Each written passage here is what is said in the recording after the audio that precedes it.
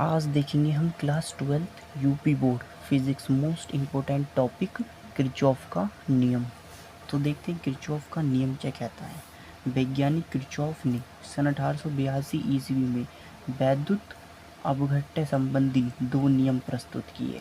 पहला प्रथम नियम जिसे संधि का नियम कहते हैं, तो द्वितीय नियम जिसे बोल्टता का नियम कहते हैं। तो प्रथम नियम संधि का नियम होता है। तो इस नियम के अनुसार किसी संधि पर मिलने वाली धाराओं का बीजगणितीय योग शून्य होता है, अर्थात संधि पर आने वाली धाराओं का योग और संधि से जाने वाली धाराओं के योग के बराबर होता है। सिग्मा आई बराबर क्या होता है? 0 होता है। इस नियम के अनुसार किसी संधि पर मिलने वाली धाराओं का बीजगणितीय योग शून्य होता है, अर्थात संधि पर आने वाली धाराओं का योग और संधि से जाने वाली धाराओं के योग के बराबर होता है। सिग्मा आई बराबर 0। जैसे संधि पे आने वाली धाराओं का योग, संधि पे आने वाली धाराओं का योग I1 और I2 और संधि से जाने वाली धाराओं के योग के बराबर होता है।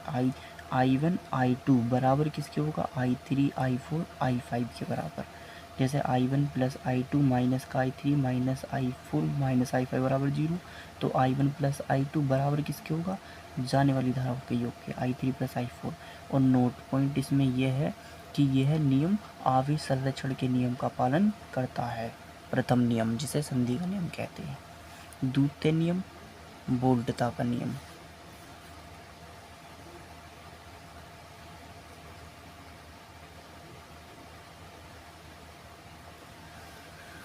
इस नियम के अनुसार किसी बंद परिपथ में बहने वाली धारा और उसके संगत प्रतिरोध के गुणनफल के बीजगणितीय योग उस बंद पास में कार्य करने वाले वैद्युत वाहक बलों के बीजगणितीय योग के बराबर होता है।